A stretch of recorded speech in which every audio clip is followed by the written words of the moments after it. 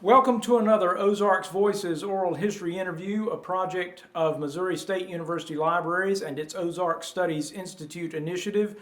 I'm Craig Amason with the University Libraries, and today's date is November 12th, 2019. Our special guest is Colonel Tom Akers, and we are at the Shannon County Museum in Eminence, Missouri. Colonel Akers is retired from the United States Air Force and is a former NASA astronaut. Thank you so much for allowing me the privilege to talk with you today, and I should say from the get-go, Happy Veterans Day. Well, thank you, Craig, and it's a pleasure to be here. Thanks for coming down. Absolutely. It's my honor and pleasure. Just for the record, can you start off by telling us when and where you were born? I was born in St. Louis, Missouri, 1951. My father was a carpenter, and they lived in St. Louis, and when I was 4 years old, the summer of 1955, they moved us back down here to Eminence. That's where my mom and dad were born and raised, and out on Stories Creek. And I don't have any memories of St. Louis. All my memories are here in Eminence, Missouri, but Dad didn't want us raised in the city. I've got a twin brother and a 4-year older brother, Alan. Alan still lives here in Eminence on the home place out at Stories Creek where I was raised. My twin brother lives down near Poplar Bluff at Fair Dealing. And I've got an older sister who's 17 years older than me. And of course she was born here in Eminence back in whatever that is, 34. And she lives in Springfield, by the way. Okay. Well, you've had quite an interesting career that certainly departs from that of the average person from the Ozarks. You're a highly decorated colonel from the Armed Forces with a U.S. Air Force Achievement Medal, the Legion of Merit Award, 4 NASA Space Flight Medals, and an honorary doctorate from the University of Missouri at Rolla. And most recently, Governor Parson presented you with the Missouri Meritorious Service Medal back in June of this year. Is that correct? Yes. I'm sure that only scratches the surface of the honors that have been bestowed on you, but you've had other jobs outside the military and space exploration. Can you tell us how your career started and about some of the other jobs you've had? Well, seems like when I was old enough, I always worked to make a little money in the summertime. Hauled hay for neighbors there around Stories Creek and Eminence, and worked as a maintenance boy at Alley Spring State Park one summer, and worked with my dad as an apprentice carpenter after I graduated from high school. Worked at really the first paying job other than hauling hay was with the cross-country trail ride up at Alley. Ralph and Mildred Branson hired my twin brother and I, as they did several of the local people there for the trail rides, and they were at Alley at the time from that would have been 64, 5, 6, 7, and 8, 5 summers that I worked for them, and I cleaned toilets. It was my job, first paying job. And then when I got into college, I worked in the summer to help pay my way through, and spent 2 summers with the highway department as a maintenance boy. And then when I was 21, I got blessed and got to be a seasonal park ranger at Alley Spring, which I did for 5 years.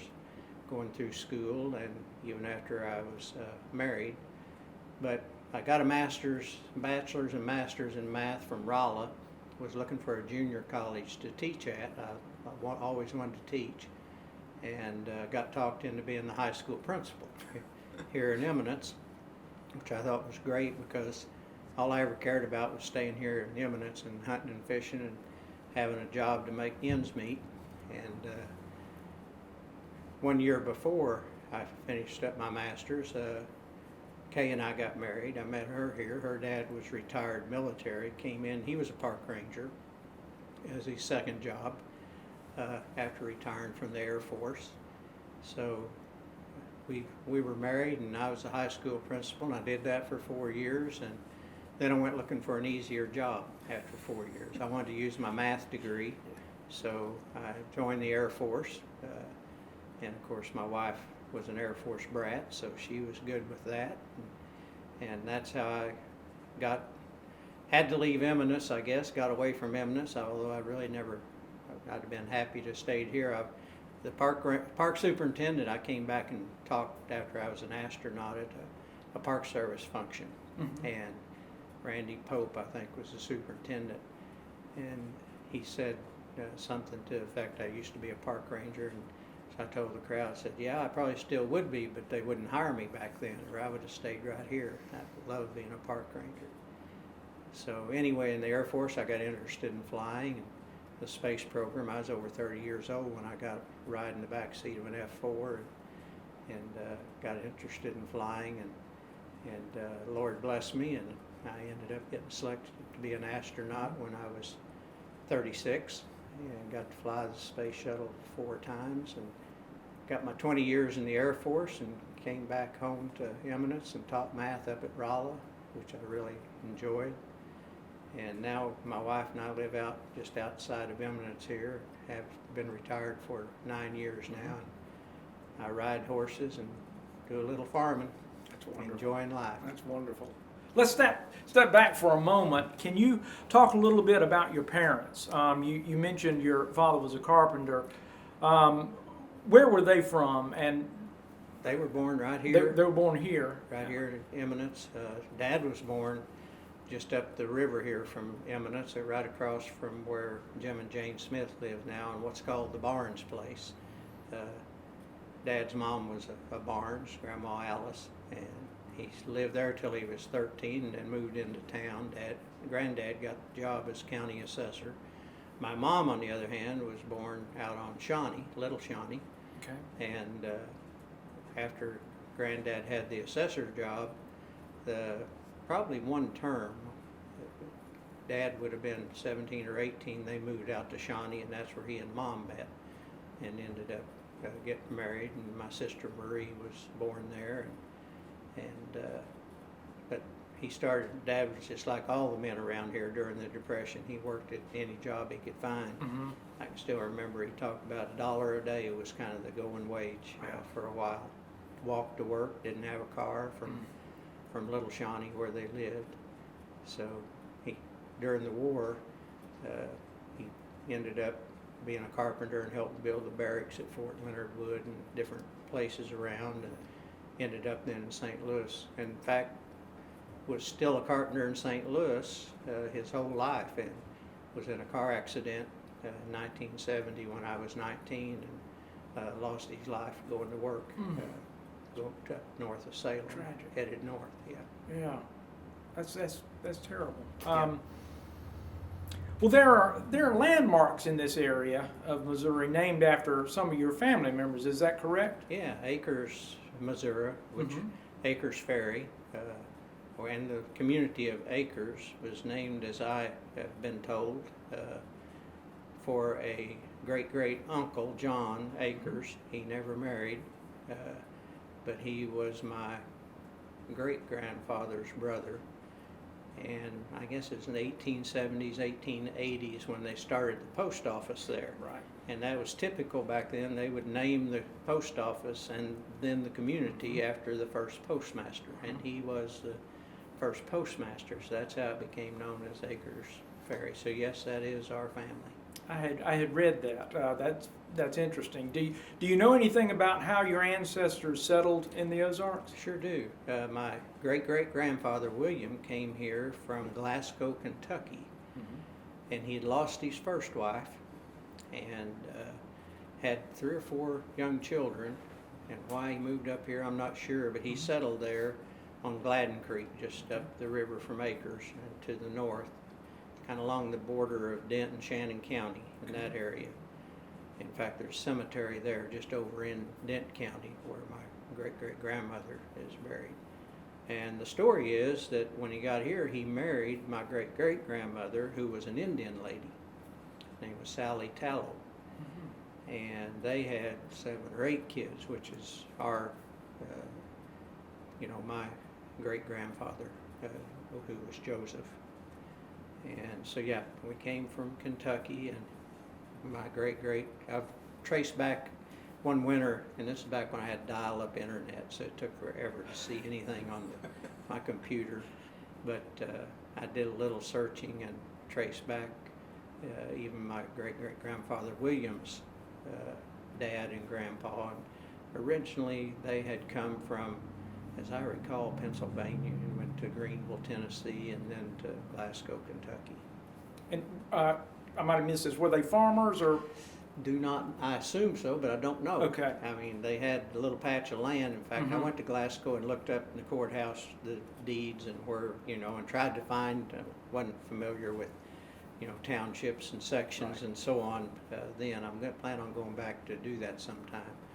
But everyone back when they moved here, and that was like 1840 when Grandpa William moved here. So everybody, that's how you subsisted, was hunting and fishing in a little garden patch, but I don't think they were ever big farmers. Been difficult to be big farmers here. Yeah. And then the Civil War, everything is kind of pretty lawless around here during the Civil War, and a lot of the men got killed they were pretty much Southern sympathizers around here, so a lot of the grown men and fighting age men got killed by the Northern Army, the Union Army that came through. Right. You graduated from Eminence High School in 1969 as the valedictorian of your class. Any fond memories of high school in rural southern Missouri? Oh, we had a great school, great bunch of. We just had our 50th reunion this summer, and out of 29 or 30 of us that graduated, I believe, and we invited a bunch of others who had gone to school with us and didn't end up being here when we graduated. But we had 23 or 4 people here, and there's lots of fond memories. Everybody pretty much did the same things. We played basketball and baseball, and the girls played volleyball. And we hunted and fished, and it's pretty much country boys. So still have, and I'd say out of those 24, so I'd say there's a dozen still live right here in Eminence that we see all the time that we went to school together. Did you do most of your entertaining and courting and all that in Eminence, or Yes. did you? Yeah, pretty much. Yeah, yeah. I think I dated a girl from Winona for a little bit. That's a town just south of here. Right. But most of the girls I dated were from Eminence. And then you graduated summa cum laude with a BS degree, and then later, as you mentioned, your master's in applied mathematics from University of Missouri in Rolla, now Missouri University of Science and Technology. And used to be the Missouri School of Mines. They changed their name. Oh, really? Say that again. What was it? Missouri School of Mines and Metallurgy. That's what it was till 66, 65, mid-60s. How about that? Yeah, they like to change their name. That's an interesting name. I've heard of things like normal schools. Well, you've heard of the Colorado School of Mines. Right. That was Missouri School of Mines. Then they decided it would help attract more people if they were part of the University of Missouri system. Right. And then they decided, no, they needed something else to distinguish them from that. So I happened to be teaching in the math department when they decided to change our name back to 20-something. I don't remember the date. How do you think college life in the Ozarks was the same or different than it was in other parts of the country in the early 1970s? Well, I can remember in the early 1970s, we watched, we didn't have television very much at Rolla. In fact, when I went to Rolla, there was like 5,000 students, and I don't know, it was it might have been a few hundred girls. It was mostly men that went to Rolla. And so most everybody spent their spare time studying back when I went to school. But we would still watch the news. Maybe there was a TV in the dining hall where we ate there at the dorms. And you'd see these demonstrations from all the other universities. And we had a library there in a quadrangle. And I can still remember there used to be 5 or 6 guys with longer hair and beards that were up there demonstrating, and everybody just ignored them. It's kind of like, we don't have time for that. It was like you literally did not have time to think about demonstrating and really, unfortunately, what was going on in our country. I mean, that's how busy you were. So yeah, it definitely different, given that there weren't very many girls, and the very conservative engineering, tough environment that to get through the school. Yeah, and your concerns were very localized. Oh yes. Yeah. Yeah. Right. And that's pretty much the way it was here in Eminence, growing up in the 67, 68, 69 in high school. You knew about the Vietnam War that was going on, and several of the guys from here, were drafted and fought over there. And so you were aware of that, but again, if it didn't touch you directly, there wasn't a whole lot of talk about it.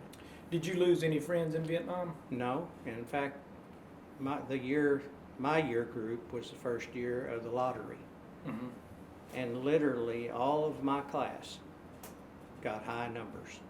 None of my class that graduated with me had to go. Now, some of them did volunteer. I know one friend volunteered for the National Guard.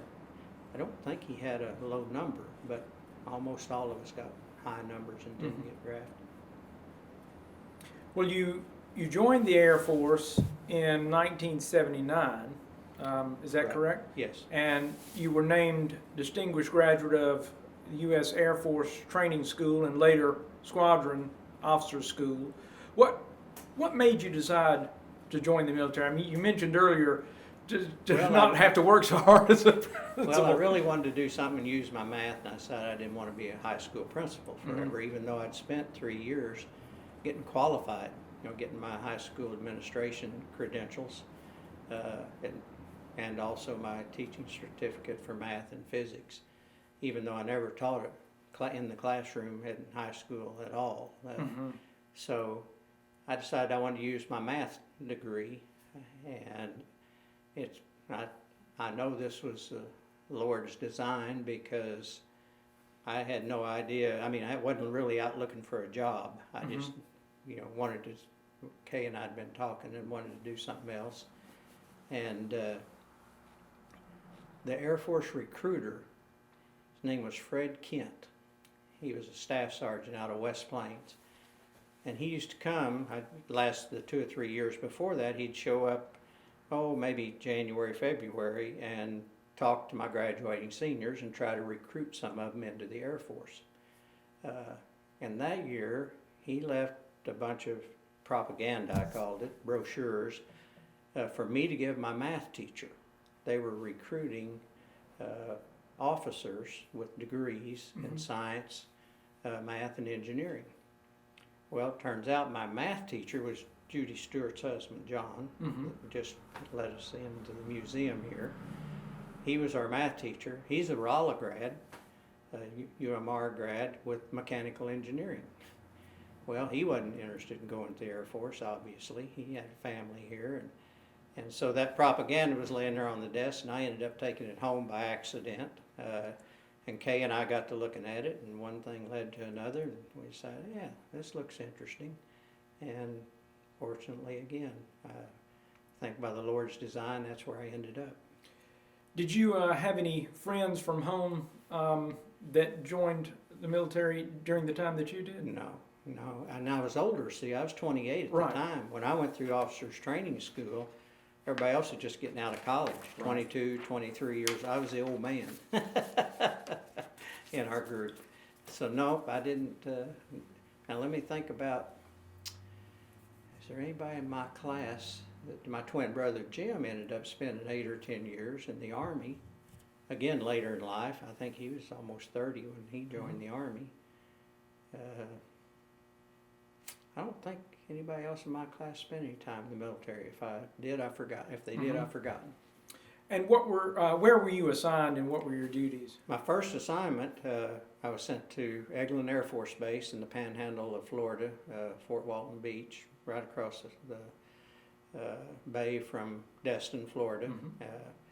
And when you go through officers training school, you have no idea where you're going to end up.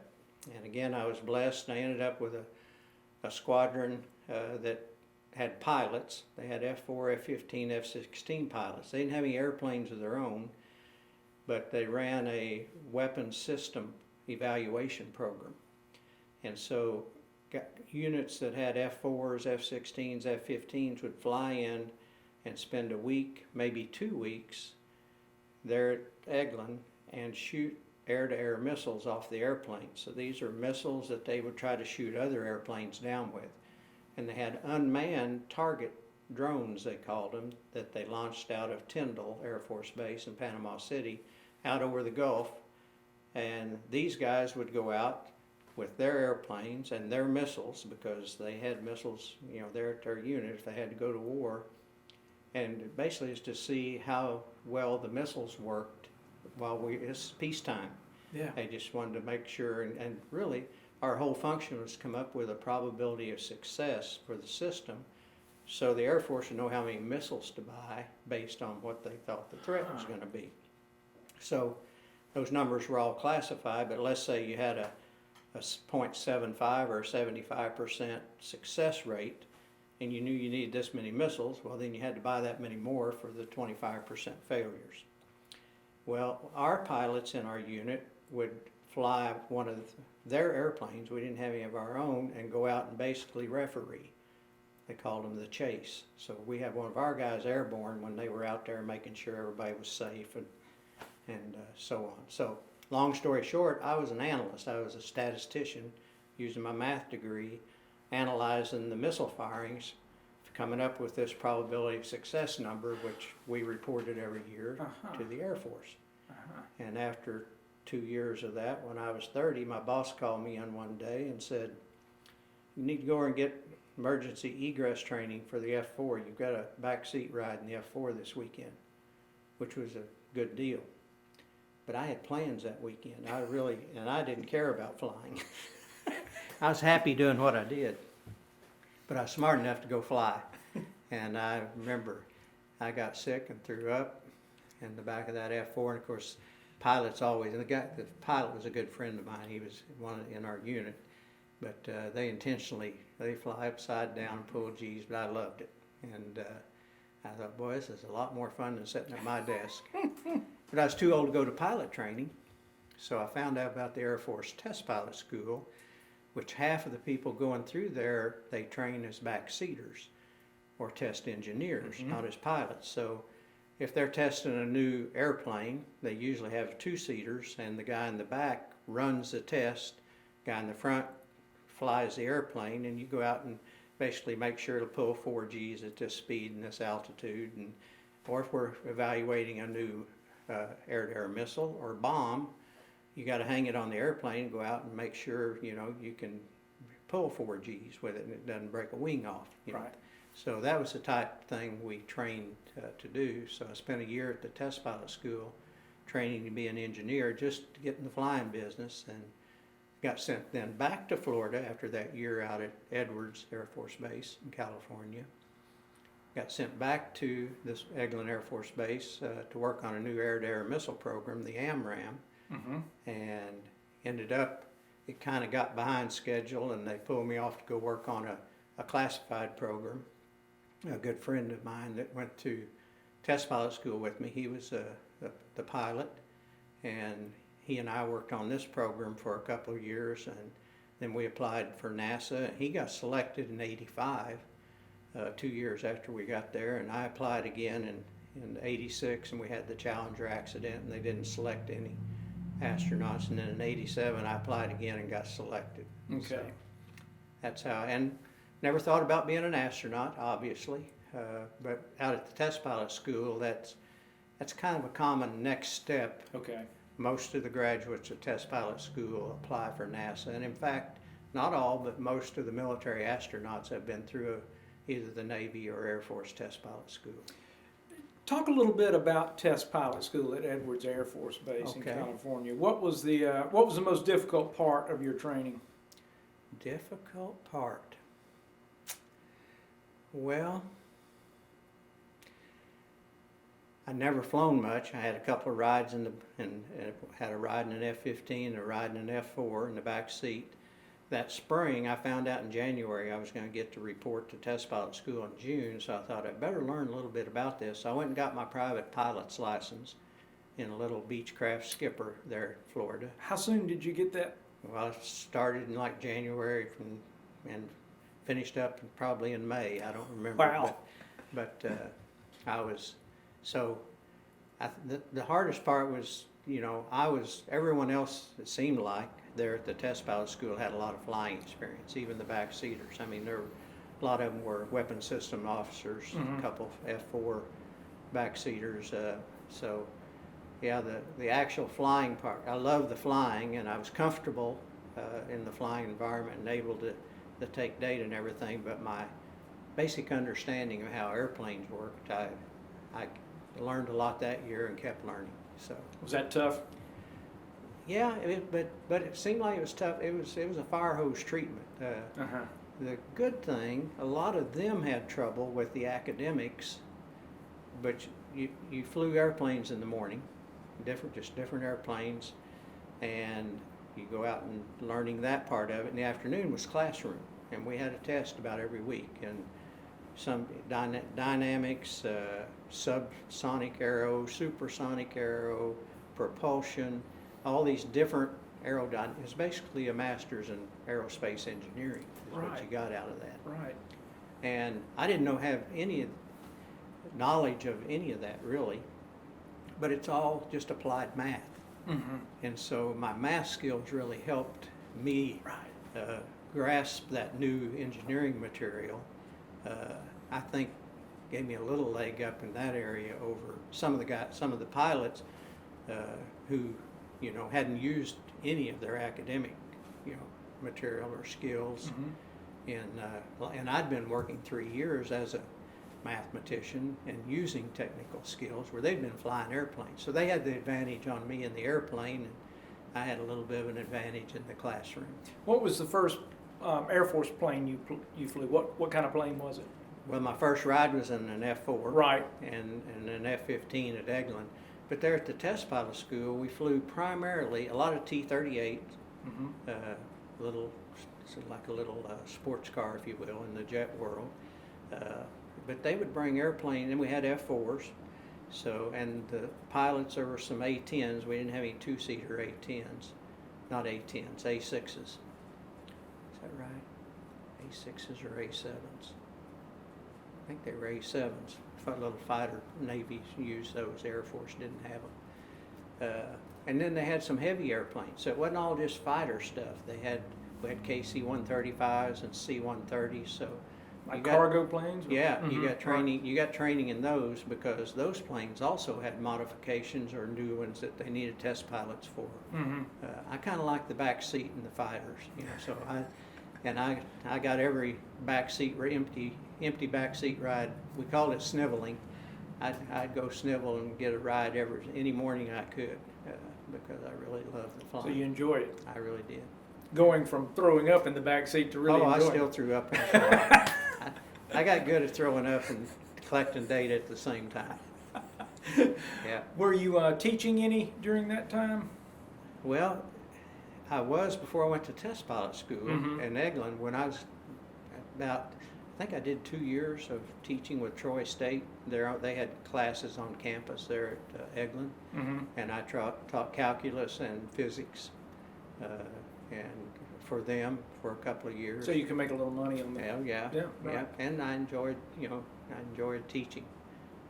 But once I went through the test pilot school and went back to Eglin, I didn't do any more teaching. I kept pretty busy. And that classified program I was in, we were away from home a lot. I was 3 weeks gone, 1 week at home. Right. My wife raised my kids and did a good job. So when you were flying, were there any frightening moments?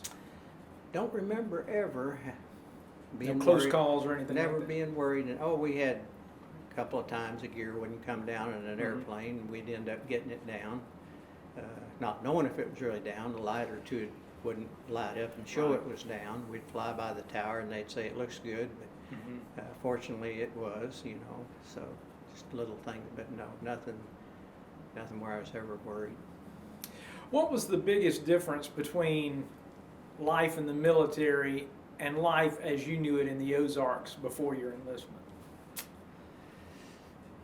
Any like culture shock kind of situations for you? Well, I wouldn't say there was a language barrier. no, there was no real cultural shock. You know, I'd lived in Rolla going to school, which is kind of big city for Eminence. And Air Force bases aren't like downtown St. Louis, you know, Right. they're their own little enclave. But you know, I'm laughing because if you're from Eminence, where I was raised, and still to this day, you have breakfast, dinner, and supper. Okay, we don't have lunch. The midday meal is dinner. Sure. And I got in the Air Force, and in fact, we were still living in temporary housing. I mean, his first week we were there, hadn't even got a house yet. Our furniture was in storage and on its way. And my new boss, I'd been there maybe 2 or 3 days, and he said, "Why don't you guys come over Saturday for dinner?" And you know, I said, "Well, what time?" He says, "Whenever you want. You know, I'm gonna barbecue." And and so I said, "Okay." I mean, it's kind of what you did when a new guy come in the unit. You know, people would have him over, you know, and welcome him. So we showed up about 11:30. He's in his shorts out there mowing the yard. Didn't say a word. I mean, got off, welcomed us, said, "You care if I finish mowing?" He said, I mean, he was just super nice. Ed Ibbotson, Major Ed Ibbotson was his name. Made Lieutenant Colonel while I was there. And so Judy was his wife. They neither one said a word.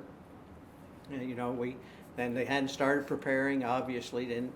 Kay helped them. We fixed, you know, dinner. And anyway, it was the next week. And I guess he had told the other guy, one of the guys in the unit, jumped me about it. They all thought that was funny. And but they thought they didn't know the language difference. Mm-hmm. They just thought somehow I'd got my signals crossed. Mm-hmm. So then I went and talked to Major Ibbotson and said, "Boy, I apologize. Dinner where I come from is middle of the day." That's a very good example of the cultural difference. Yeah, yeah. And that's, I'm from the South, and we did the same thing. We used that same kind of language. Yeah. Yeah. Yeah. Dinner was the midday meal too. Yeah. And I have a little bit of an accent, as most people around here do.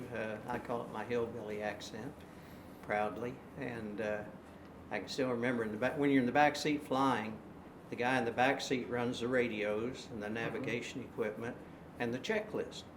So when you're taxiing out, there's a checklist you go through to make sure all the switches are in the right position before takeoff, and what your takeoff date is, you know, in other words, what speed you ought to be, you know, and the guy, I'm a back seater, I do that. And I can still remember this one, Kevin Chilton. He ended up being a 4-star general in the Air Force, still a good friend. We were taxiing out probably the first or second time we flew together.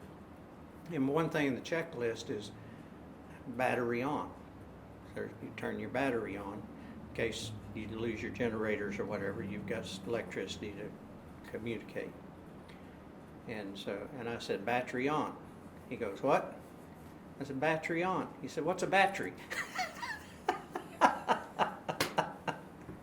That is priceless. That's great. Well, you were selected for the NASA astronaut program. That was 1987, you said? Yes. And served for 10 years. Right. Explain a little bit about the application process and the selection process. Well, if you're in the military, you have to apply to the Air Force. And then the Air Force looks at all those people who applied and sends NASA a list of names to consider. If you're on the street and you're qualified, if you're on the street, you can apply to NASA straight. Just send them an application. Mm-hmm. And that puts you in the process. And if you're qualified, you can end up you will end up getting looked at by NASA. But in the military, you have to get approved by your Air Force, Army, Coast Guard, Navy, before NASA will even look at you. That's just kind of protocol. Because, well, they loan you to NASA. See, I was still in the Air Force all 10 years I was there, drawing Air Force pay, just like I would of anywhere else, and just loaned to NASA for that time. I was still in Air Force, and they could pull me back at any time. Now, they never did that in the whole history of the program. They never pulled NASA astronaut back to the military unless they wanted to go back. I went back, see, I had 2 more years. I had 8 years in Air Force and I spent 10 at NASA. I had 2 more years to get my 20 in.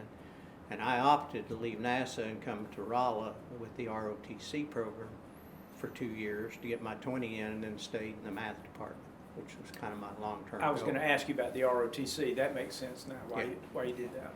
Yeah, and those jobs open up every 2 or 3 years. Turned out that one was opening up, and so again, good Lord blessed me, and I got to go do that. And it was a way to see, do I like university life? I mean, I always thought I wanted to teach at Rolla, but that was a way to find out if we wanted to live there, and we really liked it. It was a good move. How many? Do you have any idea how many applicants NASA gets in a year, back then? Back then, they told us we had like 2,500 applicants, and they interviewed about 100 and selected 15 of us that year in '87. So, yeah, nobody. It's a big mystery of life how you get selected to be an astronaut, because all the people, you go down and interview for a whole week. You know, just go down, sit down for an interview like this for an hour. You're there all week. They give you, a physical that checks everything. Talk to a psychiatrist.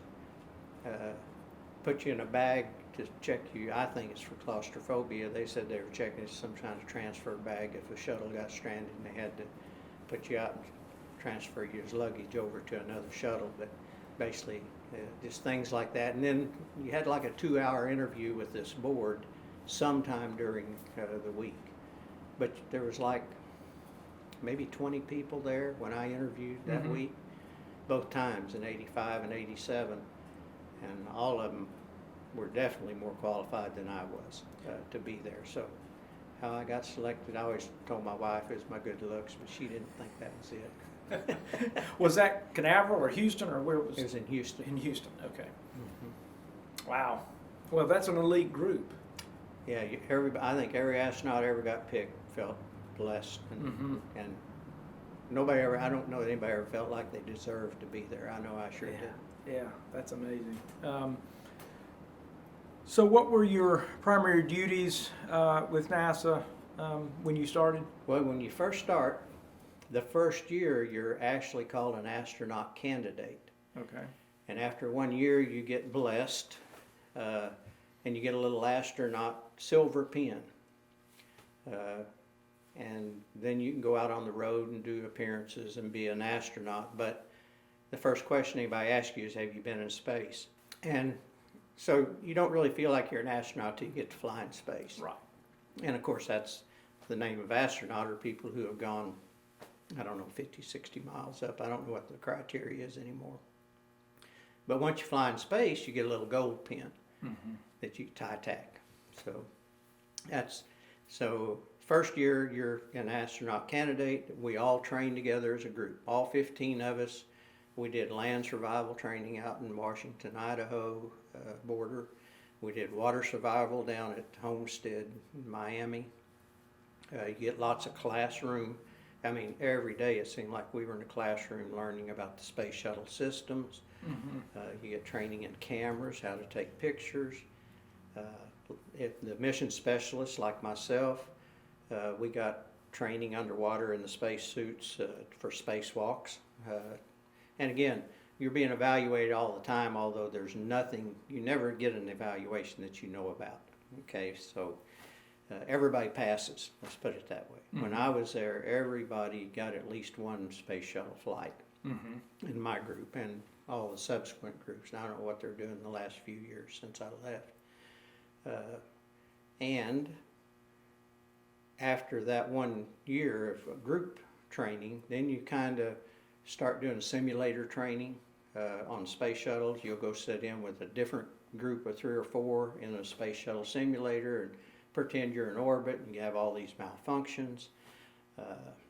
You're also doing, maybe once a month, you're going out on the road doing an appearance. You got to keep your flight hours up, so they have T-38s that the pilots have to fly 15 hours a month, or did back then. And so there's back seats available, for mission specialists. I think we only had to get 4 hours a month, but again, I sniveled, and I got 15 hours a month for the first several years I was there. Mm-hmm. And usually do that in the evenings or on weekends.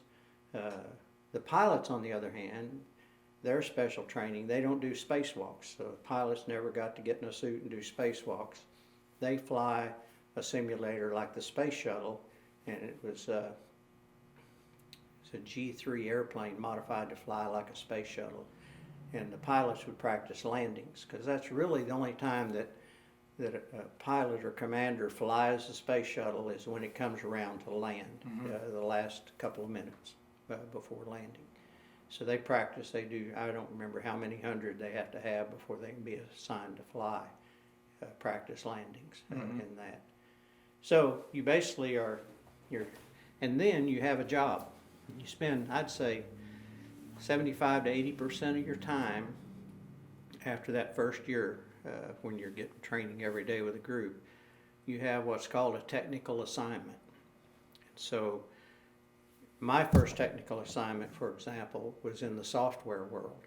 They had a software board that met every week. And of course, this is right after the Challenger accident, and they were redoing the software to make some changes to improve safety. And it turned out they made changes every flight. Different flights had different software basically on what they were doing up in orbit. So I'd attend this board meeting, and they would talk about discrepancies that had been discovered in the software. And then they'd want the crew input, the astronaut input, as to, is this something that needs to be fixed, or is this something you can live with? For example, a display might be, it might be to 2 decimal places instead of, they really only wanted it to 1. Was it worth spending the money to fix that, or did we care, for example? And then I would go back to the astronaut office.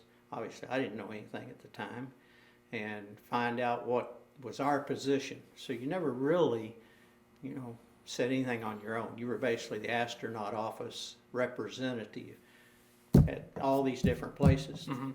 We had guys who went to the main engine meetings, problems with the main engine. Solid rockets were a big thing. Remember, solid rockets are what caused the Challenger accident. Right.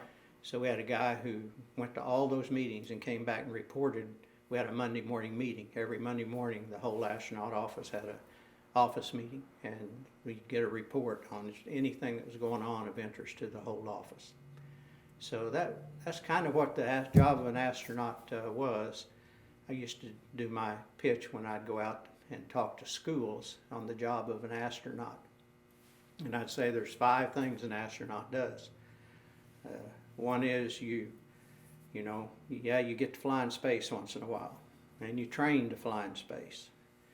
And you get to fly T-38s, and I'd show pictures, because I'm not much on talking if I don't have a picture to talk to. You get to fly T-38s. Let's see, you have a technical assignment, and I'd tell them whatever I was doing at the time. And by the way, you get a different technical assignment every couple of years until you're signed to fly. And I said, and then the 5th thing that astronauts do as part of their job. And I'd always keep, after I flew, I always kept my current crew patch, a patch like these right here in the window. Okay. I'd keep one in my pocket. Of course, I had my blue flight suit on like this. Right. And it's funny.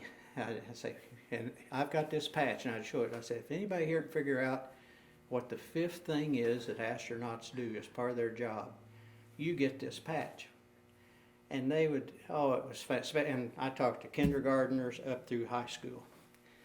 And very seldom did anybody figure. Some teacher would usually figure it out and whisper to a student close by him that what I was doing right there. And I'd say, and you all know what it is. It's nothing I've mentioned.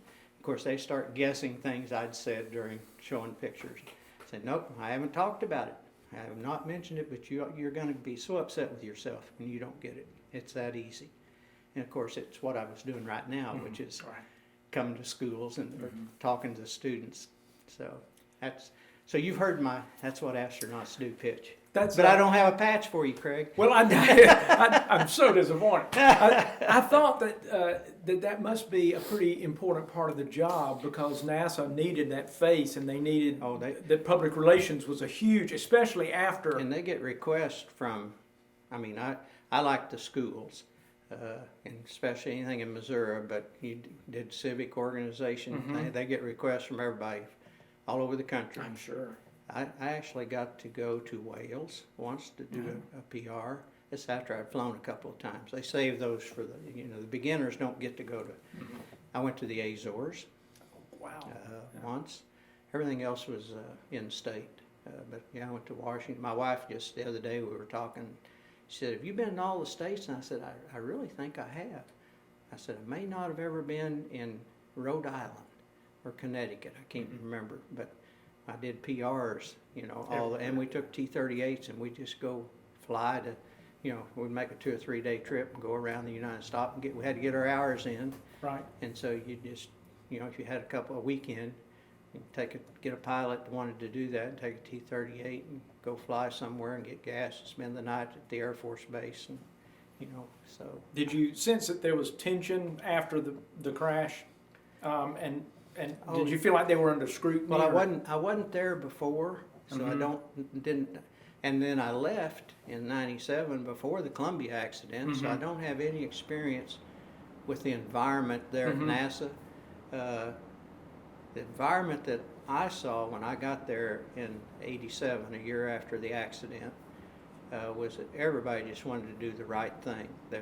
And NASA's always been a team, I think, but it was really obvious then. Nobody was, if anybody raised a concern, somebody went and chased it down to see if it was real or not. There was that. I always felt I never worried about the space shuttle being safe or my spacesuit being safe, because I'd worked with those guys who went and did all that, and you couldn't find a more professional, caring bunch of people. The missions. Yeah. What was the most exciting? The Hubble, or was it the satellite, rescuing the satellite, or? Well, I think the last one's always the best. I guess in hindsight, probably rescuing the satellite, because that was something it went wrong and we didn't know what to do for a couple of days and came up with a plan that worked. So that was really, again, great example of teamwork, not just up in space, but all the people on the ground that worked out exactly how to do that. The Hubble repair mission, it was exciting, but it went pretty much as planned. We didn't really have any major problems along the way. No surprises. Yeah, no big, little ones, but nothing that amounted to a whole lot. That's one thing you can count on when you're doing a spacewalk and going outside to work on something. Something is not, so you spend a whole lot of time trying to guess ahead of time, what if, but there's always going to be something you have to real time come up with a solution. My first mission, by the way, was great because it was the first one. We were only up 4 days, where the others were 9, 10, and 11. But we deployed the Ulysses spacecraft right after we got there. 6 hours after we got in space, we deployed it. And then we basically just waited 3 more days to be accustomed so the pilot and commander could really be acclimated to space to come back home. We did some small science experiments and things like that while we were up there those 3 days. But that was pretty much the mission, and that was in 1990, and they were still thinking they could fly the space shuttle a whole lot of times a year. Right. And so they wanted to get up there and get back to turn the space shuttle around to fly again. And after that, they realized probably 6 or 7 is the best we're ever going to do in a year. Let's stay up there when we get there and do more work. So that's what they started doing after that. My last shuttle mission, we visited the Russian space station Mir, which was really cool. Didn't do any spacewalks during that time, but we got to hook up to Mir. And all my other 3 missions, 2 things.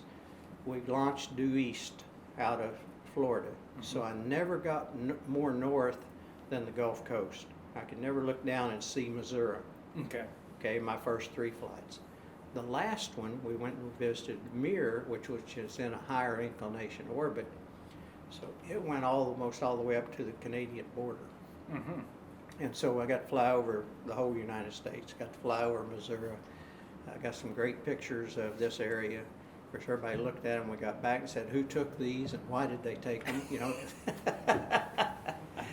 But I could see the lakes along the Arkansas-Missouri borders, what I focused on. And then I just shot north of there, maybe 30 seconds to go across, you know. I got 10 or 15 pictures. Must be beautiful. And so, yeah, you can look down and see Branson and Springfield, and actually see the three hollers where I live out here at Delaware. What a different From perspective that must have 220 been. miles up. Yeah. Yeah. Well, I have to ask you the question that everybody asks you. What is it like to walk in space? It's really hard to put in words what it feels like to float. Mm-hmm. Everything else up in space, except looking out the window and seeing the Earth and floating, everything else is just like us sitting here. Mhm. The atmosphere is the same. We don't wear shoes because you don't walk, you float, you know, so shoes are of no value. Mm-hmm. Legs are really of no value up there. But it's hard to put in words what that feels like to be able to float. Mm-hmm. So if you can imagine, and it's not, we train underwater, which is the best simulator for zero gravity, because you don't sink and you don't rise. They weigh you out perfectly, so if you do nothing, you just sit still. But you've got the viscosity of the water to work against, so it takes effort to move an object through the water. Mm-hmm. It's just no different than standing in the river and trying to move something underwater. Right. You get up into space, it takes no effort to move 9,000 pounds. I mean, you know, and it takes a little more effort than 9 pounds because it's mass. I mean, you can feel you know, but it's still fingertip force, and you don't want to move things fast because they don't stop. When you get ready to stop, you got to put that much force this way to stop them, and you can't do that perfectly. And then you got to put some go that, you know. So Yeah, when that's we, tricky. When we grabbed that satellite, the Intelsat 6, we were literally holding it with our fingertips and keeping it balanced after we got it to stop spinning, which wasn't hard. It was that was my total job. The other two guys were putting the bar on, and I was just keeping it level. And I could see it across this way on the tail to keep it, you know, level this way. And the guys behind me in the window, every once in a while, I couldn't really picture, you know, this, if it was tilting away from me or for me, and the guys behind me in the window could every once in a while tell me to pick it up a little. But you always did too much. I mean, just fingertip force to move it. And then, you know, I never could just stop and do nothing. It was constantly just a little bit. Yeah, but it's real. I mean, nothing happened that fast. Okay? I mean, it literally, if I'd put something in, they couldn't even see I'd done anything for 10 seconds. I mean, you know. Amazing. Yeah. That's such a different environment. Right. Mm. Well, you served as Deputy Director of Mission Operations, Acting Deputy Director of Flight Crew Operations, and Assistant Technical Director of the Johnson Space Center. Those were technical assignments. That's quite a distinguished lineup. Well, I started off in software, okay, and then I got assigned to fly. Then and once you're assigned to fly, you literally train for a year before that flight. Mm-hmm. So then when you come back from flight, you get a new technical assignment. I got sent down to Florida to be a Cape Crusader, and basically helping set the switches in the space shuttle and strapping the guys in when they'd go fly. And then then I've got my second flight. When I came back from my second flight, I was the EVA representative. So I'd done a spacewalk. EVA is the word extravehicular activity for spacewalking. So I went and worked in that world, helping them build new tools, just again, being an astronaut representative. Then after the Hubble mission, my third flight, I got sent over to the head shed, wear a tie and a suit, and be the Deputy Director of Mission Operations. Then I got assigned my fourth flight. And after my fourth flight, came back, and I got sent back to Building 1, which is the head shed, as the Acting Deputy Director of the Flight Crew Operations, which is the group over the astronaut office. And I think I lasted 2 weeks there and got moved up to the Center Director's office upstairs. So, and kind of part of the reason I decided to come back to Missouri. I I like to do things. I'm an Indian, not a chief, even though people thought that I was capable of doing that. Ended up, you go to meetings, you wear a coat and tie, and you go to meetings all day. And great people. It wasn't I didn't enjoy it, but I didn't enjoy it as much as I did getting the same. I didn't get to fly T-38 maybe once a month once I got that job, because there was always a meeting. I was always needed. That was going to be my question, and I thought I knew the answer. Yep. So that you gave me the answer I thought. You know, you accumulated more spacewalking hours than any astronaut in history up at that point, including those who had walked on the moon. So you were walking quite a bit out there. Well, I used to tell people that is a dubious record. I had 4 spacewalks, and there were other people who had 4 spacewalks and not as much time. Mm-hmm. So I used to tell people I work slow. It's kind of like a record for cross country and taking the longest time. You know, so yeah, that was not. But yes, and it was important to NASA at the time to point that out, because we were getting ready to build a space station. And one of the problems, when they looked at how much spacewalking it was going to take to build a space station, which was only going to start in a couple of years, they go, you don't have spacewalking experience. You know, to go do this, you're going to have to, I mean, everybody goes up there is going to have to be able to do a spacewalk. So that's when they started generating, for example, Kathy Thornton and I did a spacewalk just checking out space station construction techniques. And so they started trying to do more. So it was kind of hey, we can show we've got a guy with more spacewalking time than anybody's ever had before. You know, so it was something they could use in there. We're okay, don't worry about us. That makes sense. That's what I was told. Well, that leads to my next question. But I didn't work slow on purpose. We didn't assume you that. remember the rescuing the satellite? That was the first 3-person spacewalk. Right. And we were out there 8.5 hours. Pierre Thuot and Rick Heeb and I, which was the longest spacewalk at the time. And that was, again, we'd never trained for that, so you didn't have any idea how long it was going to take to go do all this at the time. Go ahead, I'm sorry. No, it's fascinating. How important do you think the work of NASA has been and is now, and how has it changed? I'm interested in your perspective. Well, I really don't know how much it's changed because I'm not there, so I'm not an expert on talking to that. I think what NASA has done back in the Apollo days, space shuttle days, and I think are continuing to do, is pushing the boundaries of technology. I think our space program is one of the main reasons that we're leading in technology today, because technology advances when you have problems to solve. And so back in the 60s, the reason we have little computers now is you needed small computers to put on spacecraft and ultimately airplanes, but it started out in spacecraft.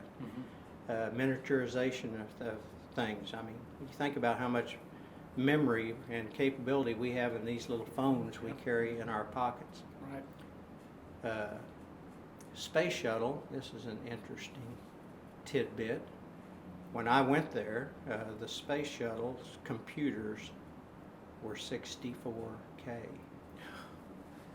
Now, is that right? Maybe 228. They might have been 2, but it was like, I can still remember, it's like my Commodore computer, you know.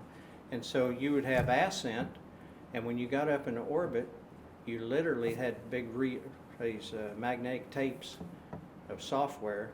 You would put new software in the computer for on orbit, and you'd put new software in the computer to come home. And while I was there, they improved the computers, and they doubled them. So it either went from 128 to 256. But it was, and then But think what we've got in our little phones now compared to that. But it costs so much money. If something works, it costs so much money to change it, because you risk, you know, some little bug somewhere that end up costing you a mission. Of course. Yeah. So anyway, I think the biggest plus to our space program and to what NASA's still doing today is the money we're spending there goes back into our economy, they say 2 or 3 times, just the advances of technology that come from that. And nothing's secret. Everything that NASA does, if you can use that technology and go start a company and sell it, you can do that. Yeah. Yeah, so it's still worth the investment. I think so, yes. Well, you returned to the U.S. Air Force in 1997, as you mentioned, as an ROTC commander at Rolla, and then retired from the force in 1999. Is that correct? And you finished out your career as an instructor in the math department at the university. You were awarded 10 Outstanding Teacher Awards. You got the Missouri Governor's Teaching Award in 2004. An amazing adventure your life has been. And then you added to your celebrity status with an appearance on the television program Home Improvement in 1994. I just want you to just mention that, because I saw that let segment. me tell you something. It's hilarious. The first year I was at Rolla teaching math, of course, well, not too many. The first year I was there with ROTC, everybody I knew was an astronaut. It was news. And I did a lot of public appearances, you know, first couple of years. And I was trying to recruit cadets into the program. When I was started in the math department in 99, I can't remember the first year, but I know that in subsequent years, I would go almost a whole semester before anybody in my class knew I was an astronaut. And again, Rolla hadn't changed a whole lot. They have a whole lot more to do, instead of watch news and do things to know who I was. But every semester, maybe it's usually after midterm, but somewhere toward the end, somebody'd come in and say, "We saw you on TV last night," and it'd be the reruns of Tim Allen's Tool Time show. And that's the first time most of them in the class knew I was an astronaut. So yes, I'm more famous for that than anything else. That had to have been a lot It was of fun. fun. That was a great segment. It was fun, yeah. You also did some education and promotional films for the Space Shuttle program. Yeah. I saw some of those too. Those are very entertaining. Yeah, that was, and that wasn't my idea. That was a guy named Bill Shepard's and Dan Brandenstein's idea to start that. We did the first one on my first mission. Bill Shepard and Bruce Melnick and I, and then on my second mission we did another one on Endeavor. I've still got copies of those somewhere. Oh, they're on YouTube. They're Are they? fascinating. Are Absolutely, they? yeah, Yeah. they are. They're very educational too. Yes. You learn a lot about the program, Right. And the operation of the machine. And we tried to explain how something stays in orbit, around the Earth, which most people don't. There's a lot of people still think, Craig, that every astronaut's gone to the moon. Oh. And even though, and I Very try few. to diplomatically correct them and say, nobody's done that since 1972. Yeah. So And very few went to the moon. that's right. Only 12 of them set foot. Yeah. Well, what are some of the? I want to bring it back down to Earth from space. What are some of the most significant changes you've seen take place in the Ozarks over the course of your life? Anything stand out in your mind? How the place has changed? Well, when we were growing up, grade school and even early high school, you didn't see many canoes on the river, And I grew up on Stories Creek, and we'd go down Stories Creek in the summer and catch crawdads and go down the river. I don't remember ever seeing a soul when I got down to the river. And of course now there's lots of canoes and kayaks, so the tourist trade has really boomed since the Park Service came in, I think. Right. On the river. Now, Alley Springs, Round Springs, those state parks always had a big business, even back in the 60s and before probably. So that's probably one of the biggest changes. But there's a lot of things haven't changed. The people here are still the best people in the world.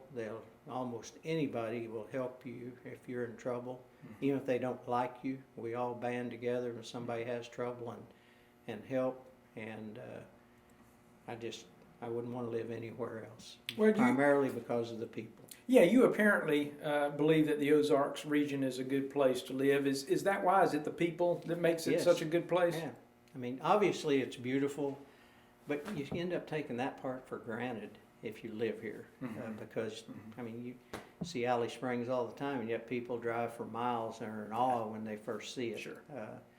And I drive in from out Delaware, you know, and this time of year when the leaves are pretty, although they're about gone. Mhm. I try to look and think, boy, you know, God made a great place Mhm. here, but really it's the people that make it a great place to live.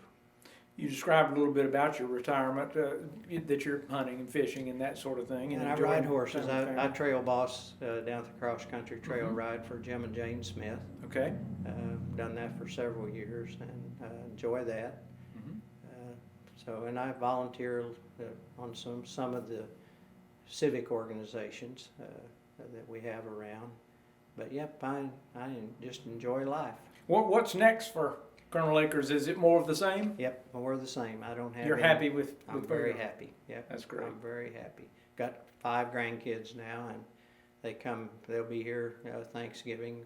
3 of them live up in Peoria, Illinois. My son's a metallurgical engineer from Rolla grad. He and his wife and work for Caterpillar. My daughter is a registered nurse. Lives in Van Buren with 2 granddaughters and a husband who's the manager of Peck Ranch, Mhm. Preston Mabry. And so, yeah, we've got grandkids, and I mean, there's not enough hours in the day, it doesn't Sure. seem like. Sure. Do you stay in touch with any of the astronauts that Sure you've do. worked with? Yeah, sure do. 2 or 3 of them Mhm. that we stay in touch regular. We get together, they had a reunion I didn't get to go to a few weeks ago down in Houston. They have one of those every 2 or 3 years. Okay. And, we've tried to go to some of those. But got 2 or 3 we stay in touch with. One guy flies up from Houston, lives in Houston. He's got his own airplane. He'll fly up to Mountain View, and I'll go pick him up, and we'll go out to eat lunch, and then usually go up in his plane. He lets me fly, come down, fly over the place, dip the wings at K. So, That's great. but yep. Well, anything else you'd like to add? No, just that I think the reason I got to do all this, little town of Eminence, is because the good Lord blessed me, and He deserves all the praise, and for the things that I had the opportunity to do, and I hope He's happy with the job I've done. I'm quite sure. Thank you so much. Okay.